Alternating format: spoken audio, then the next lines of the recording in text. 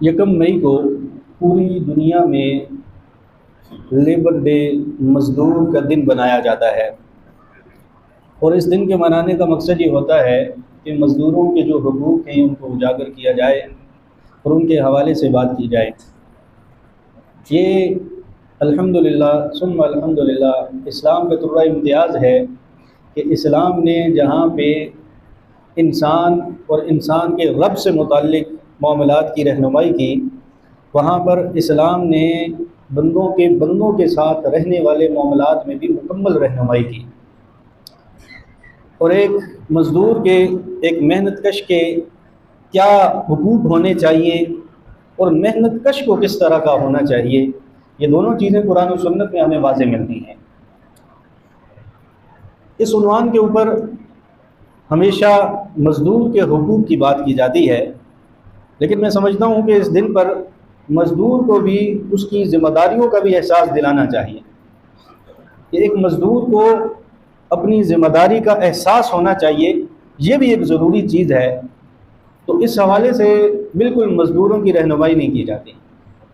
تو جہاں پر مزدوروں کے حقوق کا دن ہے وہاں پر مزدوروں کے حقوق کی بھی بات ہونی چاہیے، اور ساتھ ساتھ مزدوری کس طرح کرنی چاہیے، امانتداری کے ساتھ، دیانتداری کے ساتھ، اس کے اوپر بھی بات ہونی چاہیے۔ اور الحمدللہ آپ نے ایک جملہ سنا ہوگا کہ اسلام ایک مکمل ضابطۂ حیات ہے، اور اگر ایک مزدور اور ایک اس کو ہائر کرنے والے اس کے مالک کی بات کی جائے تو اسلام نے ایسا نہیں ہے کہ صرف ایک کا ذکر کیا ہو، بلکہ اسلام نے دونوں کے حقوق اور دونوں کا ذکر بھی کیا ہے۔ اللہ کے نبی صلی اللہ علیہ وسلم نے خود ارشاد فرمایا کہ ایسا شخص جنت میں داخل نہیں ہو سکتا جو اپنے مملوک کے ساتھ، اپنے غلام کے ساتھ اچھا معاملہ نہ کرتا۔ کتنی سخت وعید ہے۔ مملوک تو جو غلام ہوتا ہے، جو باندی ہوتی ہے، وہ تو مکمل گرفت میں ہوتی ہے مالک کی، اس کے باوجود اللہ کے نبی صلی اللہ علیہ وسلم نے فرمایا ایسا شخص جو اس کے حقوق کا خیال نہ رکھے، اللہ جل شانہ ایسے شخص کو جنت میں داخل نہیں کریں گے۔ تو اندازہ لگائیں، جو ہم 8 گھنٹے کے لیے، صرف 1 دن کے لیے، 2 دن کے لیے مزدوری کے لیے ہائر کرتے ہیں، اگر اس کے حقوق کا ہم خیال نہیں رکھیں گے تو ہمارے اوپر کتنا بڑا وبال آئے۔ اللہ کے نبی صلی اللہ علیہ وسلم نے ارشاد فرمایا جو شخص اپنے مملوک کے ساتھ، اپنے ماتحت کے ساتھ اچھا معاملہ کرتا ہے، اللہ جل شانہ اس کو برکت عطا فرماتے ہیں، اور فرمایا جو اپنے مملوک کے ساتھ اچھا معاملہ نہیں کرتا، اللہ جل شانہ اس کی زندگی سے برکت کو اٹھا دیتے۔ ہر بندہ کہتا ہے جی پیسے آ رہے ہیں، حالات ٹھیک ہیں، لیکن سمجھ نہیں آتی کہ جاتے کدھر ہے، برکت کوئی نہیں ہے۔ ہر آدمی کہتا ہے مہنگائی ہو گئی، بے شک مہنگائی ہو چکی ہے، اور ایک عام انسان کے لیے زندگی گزارنا بڑا مشکل ہے اس وقت، لیکن اس کی ایک وجہ ہمارا اپنے ماتحتوں کے ساتھ، اپنے ملازموں کے ساتھ، اپنے مزدوروں کے ساتھ، اپنے ماتحت لوگوں کے ساتھ اچھا معاملہ نہ کرنا بھی ہے۔ اللہ کے نبی صلی اللہ علیہ وسلم نے کیا ارشاد فرمایا، تم زمین والوں کے اوپر رحم کرو، اللہ آسمان والا تمہارے اوپر رحم کرے۔ حضور نے وظیفہ بتایا نا، طریقہ بتایا، جی مولوی صاحب تعویذ دے دیں جی اللہ کی رحمت آ جائے، جی حالات ٹھیک ہو جائیں، جی حالات بہتر ہو جائیں۔ حضور نے وظیفہ بتایا، طریقہ بتایا، یہ جو تمہارے ماتحت لوگ ہیں، تمہارے کولیگ ہیں، تمہارے ساتھ ہیں، جو غریب، فقیر، دہاڑی دار، مزدور، ریڑھی والا، ٹھیلے والا، ان کے ساتھ آسانی والا، نرمی والا، عزت احترام والا معاملہ کیا کرو، اللہ تمہارے سارے معاملات کو اچھا کر دے۔ اور ایک بہت بڑا ہمارے اس معاشرے کا جو ناسور بنتا جا رہا ہے اس سوشل میڈیا کی زندگی کو دیکھ کر، کہ ہمارے بچے اب محنت مزدوری نہیں کرتے، انہیں محنت کرنا، مشقت کرنا، مزدوری کرنا اس پہ آر آتی ہے، یہ اچھا نہیں لگتا۔ انبیاء کرام وہ محنت مزدوری کیا کرتے تھے۔ اللہ کے نبی صلی اللہ علیہ وسلم نے ارشاد فرمایا سب سے بہترین لقمہ کھانے والا وہ ہے جو بندہ اپنے ہاتھوں سے کما کر کھائے، اور پھر اللہ کے نبی نے ارشاد فرمایا اللہ کے نبی حضرت داؤد علیہ السلام اپنے ہاتھ سے کما کر کھایا کرتے۔ حضرت داؤد علیہ السلام کے ہاتھ میں اللہ جل شانہ نے لوہے کو نرم فرما دیا تھا، وہ لوہے کی زریں بناتے، لوہے کی چیزیں بناتے اور وہ بیچتے تھے، اس سے اپنا گزر بسر کرتے تھے۔ حضور نے ارشاد فرمایا سارے انبیاء کرام نے بکریاں چرائی ہیں، صحابہ نے حیران ہو کر پوچھا حضور آپ نے بھی بکریاں چرائی ہیں؟ فرمایا ہاں میں نے بھی اہل مکہ کی اجرت کے اوپر بکریاں چرائی ہیں کہ میں ان کی بکریاں چراتا تھا اور ان سے اجرت لیا کرتا تھا۔ ہمارا نوجوان آج اپنے ملک میں، اپنے پاکستان میں، اپنے بیوی بچوں کے پاس، اپنی ماں کے پاس، اپنے باپ کے پاس یہاں محنت مزدوری کرنا اس کو آر محسوس ہوتا ہے، اور باہر جا کر بیچارہ وہاں دھوپ میں سڑ رہا ہوتا ہے، کہیں گوروں کے ہاں جو ہے وہ ٹیکسی چلا رہا ہوتا ہے، کیا کر رہا ہوتا ہے، لیکن پاکستان میں اس کو یہ کام کرتے ہوئے آر محسوس ہوتا ہے۔ اس میں کوئی آر کی بات نہیں ہے کہ انسان اپنے ہاتھ سے کما کر کھائے، یہ ایک بہترین عمل ہے، انبیاء کی سنت ہے کہ اپنے ہاتھ سے کما کر کھایا جائے۔ اللہ کے نبی حضرت زکریا علیہ السلام وہ بھی محنت کرتے تھے۔ اللہ کے نبی صلی اللہ علیہ وسلم خود اپنے بارے میں ارشاد فرمایا کہ میں بکریاں چراتا تھا۔ حضرت موسیٰ علیہ السلام کا واقعہ تفصیل سے اللہ جل شانہ نے قرآن کریم میں ذکر فرمایا، جب وہ ان سے وہ قتل والا معاملہ ہوا، ایک شخص کو انہوں نے قتل کیا، پھر وہ مصر سے نکلے، حضرت شعیب علیہ السلام کے علاقے میں گئے، وہاں ان کی بکریوں کو، ان کے جانوروں کو پانی پلایا، پھر شعیب علیہ السلام نے ان کو بلایا اور اپنی ایک بیٹی نکاح میں دی اور فرمایا کہ 8 سال تک میرے گھر کے کام کاج کرو گے، تمہارا کھانا پینا سارا ہمارے ذمہ۔ تو یہ بھی ایک قسم کی مزدوری تھی، اور باقاعدہ قرآن میں منشن ہے، حضرت شعیب علیہ السلام کی بیٹی نے یہ الفاظ کہے، ان خیر من استاجرت القوی الامین، کہ جس کو اجرت پر لیا جائے وہ اگر مضبوط ہو، قوی ہو اور امانت دار ہو تو یہ سب سے بہتر ہوتا ہے۔ قرآن کا تو ایک ایک لفظ، ایک ایک حرف ہمارے لیے رہنمائی ہے، ہمارے اصول اور ضابطے نکلتے ہیں قرآن کے ایک ایک حرف سے، ایک ایک لفظ۔ حضرت شعیب علیہ السلام کی بیٹی نے ایک مزدور کو بتایا، ایک مزدور کو کس طرح کا ہونا چاہیے، 2 صفات اس کے اندر ہونی چاہیے۔ فرمایا ایک اجرت پہ کام کرنے والا مضبوط ہو، اس کی صحت اچھی ہونی چاہیے، لاغر کمزور مریض بندہ وہ محنت مزدوری کر سکتا ہے، وہ اینٹیں اٹھا سکتا ہے، وہ کوئی بوجھ اٹھا سکتا ہے، وہ لوڈنگ ان لوڈنگ کا کام کر سکتا ہے، وہ پائپ فٹنگ کا کام کر سکتا ہے۔ فرمایا مزدور کو قوی ہونا چاہیے۔ تو الحمدللہ ہمارے یہاں جو مزدور ہوتے ہیں وہ قوی ہوتے ہیں، وہ تو ان کی صحت ماشاءاللہ روزانہ کام کرتے ہیں، ان کا جسم پورا دن حرکت میں رہتا ہے، تو یہ ایک فطرتی بات ہے کہ انسان کا جسم جتنی زیادہ حرکت کرے گا اس میں اتنی زیادہ قوت اور طاقت آتی چلی جائے گی۔ اور ہمیں بھی اس مشینی دور میں اپنی صحت کا خیال رکھنا چاہیے، کچھ نہ کچھ ہمیں حرکت کرنی چاہیے، ضروری نہیں ہے کہ واقعی کریں، اپنے گھر کے کام کاج بھی کرنے چاہیے، کوئی بھی گھر کا کام ہو چھوٹا موٹا تو وہ ہمیں خود کرنا چاہیے، اور کچھ نہ صحیح تو ہر تیسرے چوتھے دن باہر جا کے اپنے گھر کی کیاری خود صاف کرنی چاہیے، تاکہ جسم میں تھوڑی حرکت پیدا ہو اور اپنے گھر کے کام بھی خود کرنے کی ایک عادت ڈلے۔ اور یہ جو گھر کا ایک ماحول بن جاتا ہے، بچے بڑوں کی دیکھا دیکھی کہ یار ہمارے بڑے بھی کسی چیز کو ہاتھ نہیں لگاتے، ہم بھی گھر کی کسی چیز کو ہاتھ نہ لگائیں، اور گھر کے باہر کہیں ہم کام کر لوگ دیکھیں گے، ایک آر سی محسوس ہوتی ہے بچوں کو۔ تو اس چیز سے نکلنے کے لیے اپنے گھر کے کام کاج خود کیا کریں، تاکہ ہماری صحت بھی اچھی رہے اور ہمارے معاشرے میں بھی ایک اچھا امپیکٹ پڑے، ایک اچھی روش قائم ہو کہ اپنا کام خود اپنے ہاتھوں سے کرنا یہ کوئی عیب یا کوئی آر کی بات نہیں ہے۔ حضرت شعیب علیہ السلام کی بیٹی نے کہا بجان 2 صفات ہونی چاہیے، اور یہ دونوں صفات حضرت موسیٰ علیہ السلام میں موجود ہیں۔ ایک تو قوی ہونے چاہیے، اور موسیٰ علیہ السلام اللہ کے پیغمبر میں تو قوت زیادہ ہوتی ہے عام لوگوں سے زیادہ۔ پھر موسیٰ علیہ السلام تھے بھی جلالی، وجاہت بھی بہترین تھی، جلال بھی بہترین تھا، پھر جسم بھی طاقتور تھا، اور دوسرا فرمایا امین، جو اجرت پہ جائے اس کو امانت دار ہونا چاہیے۔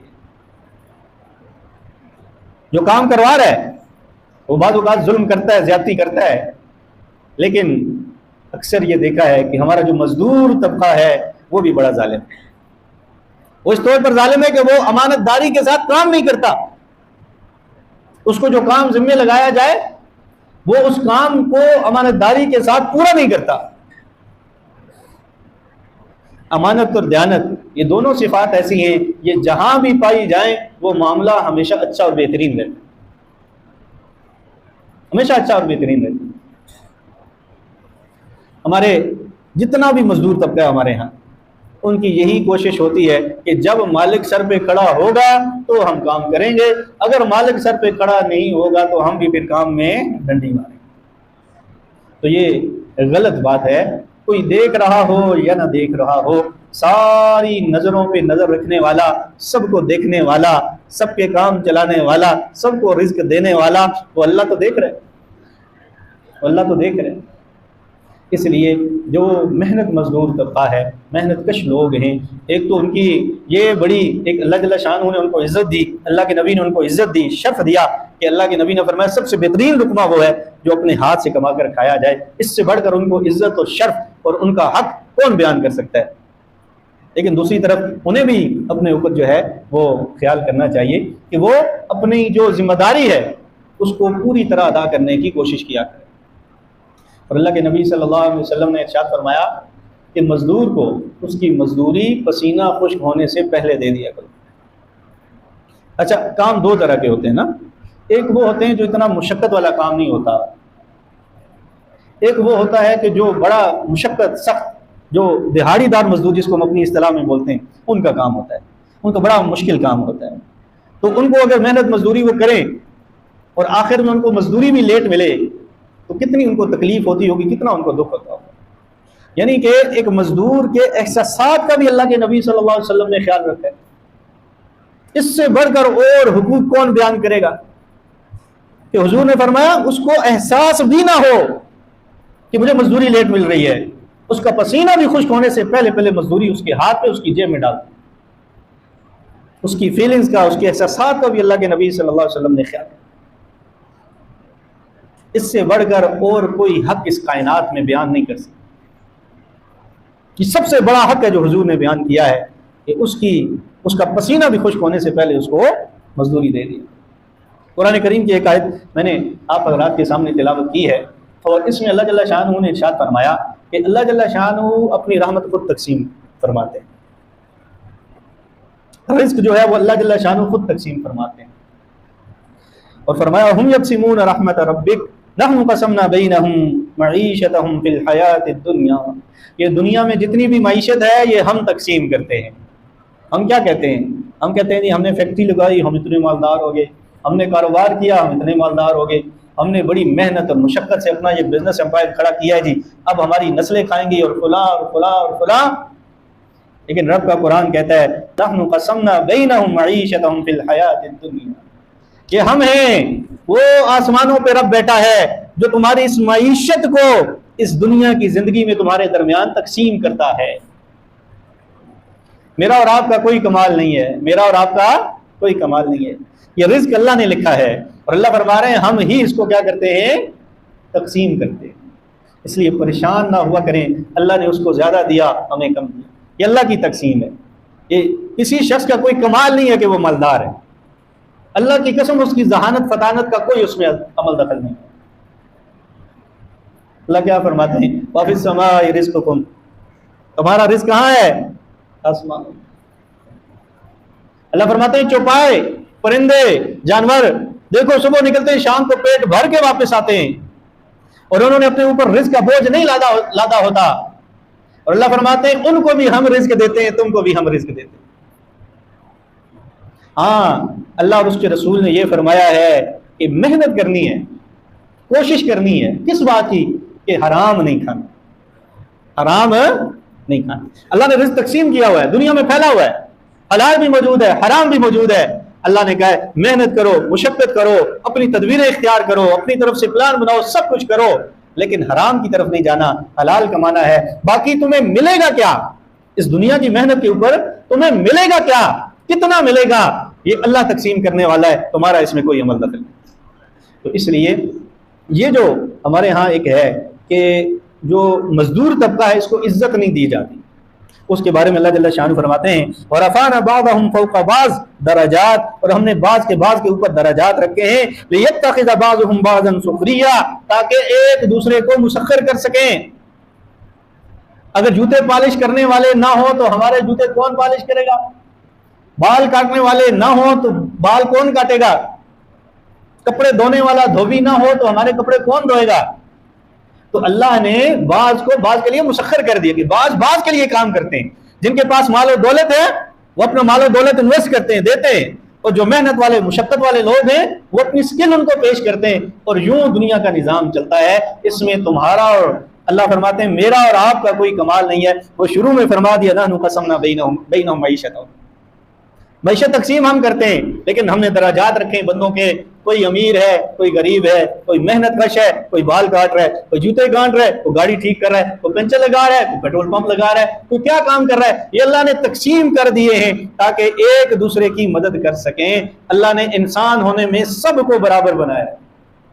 اللہ اس کے رسول کے ہاں جتنی ایک مالدار مسلمان کی عزت ہے، اسی طرح اللہ اور اس کے رسول کے ہاں ایک غریب، ایک دہاڑی دار کی بھی عزت ہے۔ اس لیے ہم نے آج کی اس گفتگو سے یہ سبق حاصل کرنا ہے کہ ایک ہم نے مزدور کیا جو اس کی جو اجرت ہے وہ ہم نے کوشش کرنی ہے جلد سے جلد ادا کرنی ہے۔